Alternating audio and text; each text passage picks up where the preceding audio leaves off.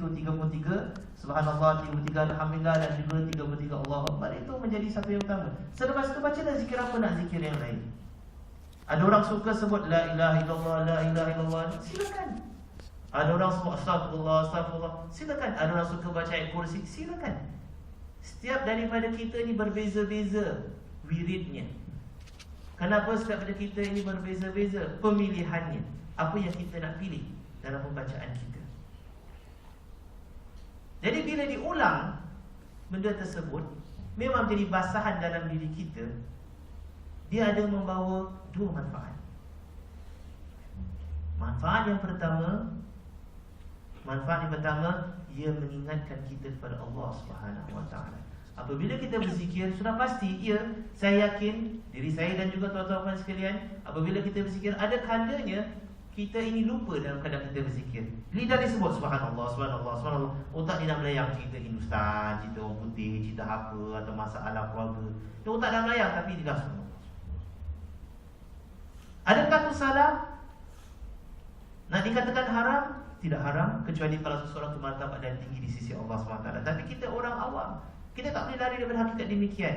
Namun kita tetap berzikir. Kenapa? Kerana apabila kita tersedar yang kita ni hayal dalam zikir, kita tak fokus dalam zikir tersebut. Bila kita kembali kepada tumpuan kita kepada zikir tersebut, apa yang kita ucapkan, ia akan membawa satu keyakinan dalam diri kita tentang apa yang kita ucapkan tersebut. Kalau kita ucapkan astagfirullah, yakin kita minta kepada Allah keampunan dan Allah ampunkan kita. Kalau kita sebut subhanallah, maha suci Allah, kita yakin kita sucikan Allah Subhanahu Wa Taala. Apabila hati ini dekat dengan Allah Subhanahu Wa Taala, maka Allah dekat dengan kita.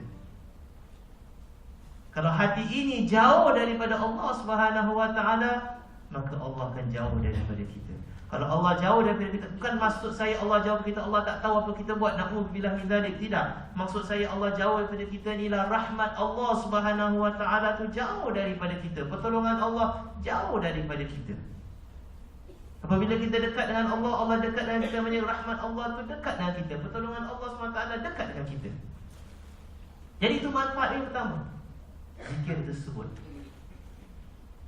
Manfaat yang kedua, apabila kita berzikir dan kita ulang pada setiap hari, dia akan membawa kesan pada diri di mana kalau kita tak lakukan zikir pada hari tersebut, kita akan rasa sesuatu yang tidak kena. Hati ini tak tenteram. Bila kita berzikir, hati kita tenteram. Seperti mana kita lakukan solat. Kita tiap hari kita solat. Kalau tak solat, katakanlah belum solat, hati ni tak tenteram. Dah solat zuhur belum tuan-tuan? Dah, alhamdulillah. Kalau dah belum solat zuhur, hati tak tenteram. Ni masa berjalan, nak masuk asar, ni zuhur belum solat, tak tenteram hati tersebut. Tengok, apabila kita lakukan solat, secara automatik badan ni akan jadi tenang, hati itu akan jadi gembira. Jadi ini antara fungsi wirid. Begitu juga zikir-zikir. Bila tak lakukan sedemikian, rasa macam tak sedap. Lepas solat, kalau kita ni biasa membaca zikir tertentu, wirid tertentu, tapi kalau katakan lepas solat tu kita jalan, hati ni macam rasa something is wrong, ada benda yang tak kena lah. Itu fungsi wirid, menenangkan kita. Jadi itu yang memang masyhur. Apabila kita katakan zikir, dia itu yang kita faham, kita lafazkan kata-kata demikian. Namun zikir lebih daripada yang dimasukkan oleh kita, difaham oleh kita sebagai sebutan subhanallah, alhamdulillah, la ilaha illallah, wallahu akbar dan sebagainya. Lebih daripada itu.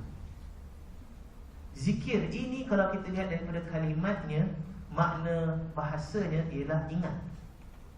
Apa yang boleh menyebabkan kita ingat pada Allah Subhanahu Wa Taala? Kalau tadi dikatakan sebutan-sebutan di lidah itu adalah zikir lisan, zikir daripada lidah. Yang kita nak juga zikir qalb, hati. Zikir di hati ini, ia adalah zikir yang utama. Iaitu apa? Iaitu zikir yang mana disebut oleh lisan dan dihayati dalam hati kita. Maknanya fokus dalam hati kita tersebut zikir itu. Seseorang boleh dikatakan dia tidak nampak dia berzikir, tapi hatinya berzikir. Kerana saking banyaknya dia berzikir, mulutnya tak bergerak, tapi hatinya duduk. Subhanallah. hatinya sentiasa berjalan berzikir. Ini orang yang dah banyak berzikir, ini tahap lebih tinggi, menenangkan jiwa. Dan satu lagi tahap, dia kita ada 3 tahap: zikir lisan, zikir hati, zikir akal. Apa tu zikir akal? Zikir akal ialah kita menghayati ciptaan-ciptaan Allah Subhanahu Wa Taala. Kita melihat alam sekeliling kita, bukan setakat kita lihat dengan ainul basirah sahaja, dengan pandangan mata begitu sahaja, tapi kita juga melihat dengan pandangan yang menerobosi, yang melampaui apa yang zahir di hadapan kita. Kita lihat pokok sebagai contoh, itu zahir. Tapi apa yang lebih daripada zahir tersebut? Siapakah cipta pokok ini? Allah. Bagaimana Allah cipta pokok tersebut? Lihat kebesaran Allah Subhanahu Wa Taala. Air daripada bawah tanah boleh dipam sampai kepada daun yang paling tinggi, kadang-kadang sampai 20-30 meter tinggi pokok tersebut. Bagaimana air itu boleh naik? Tak ada mesin. Rumah HDB naik-naik kena pam mesin, pam naik atas baru air turun. Pokok tak ada mesin. Macam mana air itu berjalan? Macam mana pokok tu beritahu ada masa untuk dia berbuah? Baru-baru ni di Botanic Garden keluar di akhbar bagaimana satu pokok yang jarang-jarang berbuah, tapi sekarang berbuah. Dikatakan setiap 80 hingga 100 tahun baru dia berbuah. Subhanallah. Ada pokok macam itu. Tunggu daripada budak tu kecil sampai budak tu nak mati tak berbuah pokok tersebut. Dah meninggal agaknya baru berbuah. 80 tahun baru sekali berbuah. Dan sekali berbuah 6 bulan dia punya buah tersebut. Lepas tu jatuh bersepah buahnya untuk tumbuh pokok yang baru, kemudian tak berbuah lagi. Habis cerita dia. Buah sekali saja. Bukan pisang saja buah sekali. Ada pokok lain pun juga dia berbuah sekali.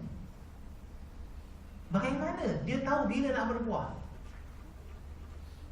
Kenapa boleh bentuk pokok ni, daun ni begini, ada daun sedemikian? Ini kita lihat lebih daripada apa yang berada di hadapan kita. Kita lihat dengan tujuan apa? Mengagungkan Allah Subhanahu Wa Taala.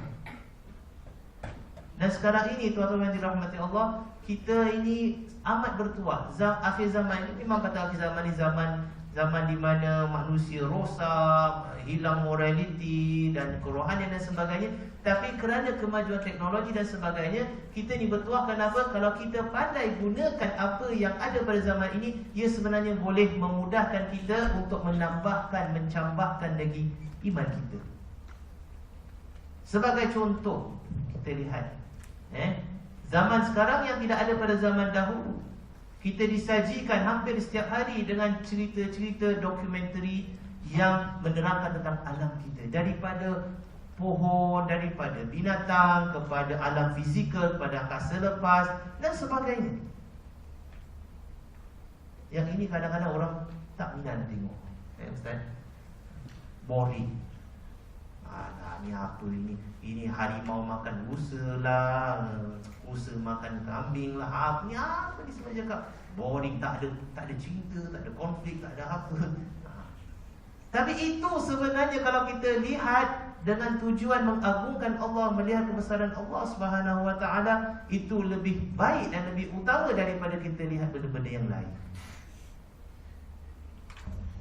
Allah beri peluang kepada kita akhir zaman ini, zaman yang mana iman mendapat tentangan yang hebat daripada keadaan sekeliling, globalisasi dan sebagainya. Tapi dalam sesama ada juga Allah berikan kepada kita hadiah, mudah untuk tambahkan keimanan kita. Lihat kebesaran Allah. Kita tak mampu nak pergi safari, nak selam dalam laut, Allah terangkan dan sebagainya.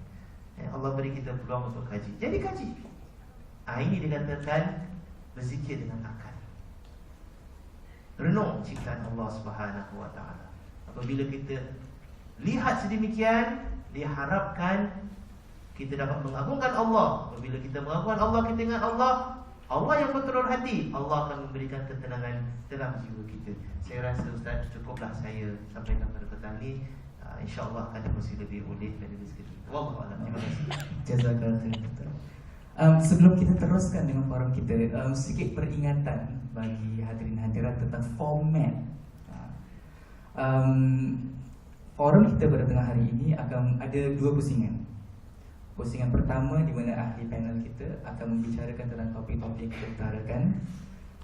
Dan pusingan yang kedua, kita akan khususkan satu masa yang agak lumayan bagi hadirin hadirat untuk mengutarakan persoalan-persoalan. Jadi bagi mereka yang ada persoalan simpan, InsyaAllah pada pusingan yang kedua, bagi mungkin ada beberapa perkara-perkara yang tidak dapat sempat disampaikan oleh ahli panelis, jadi anda beri soal, kita ada masa lebih kurang 50 minit bagi pusingan kedua untuk soalan-soalan anda.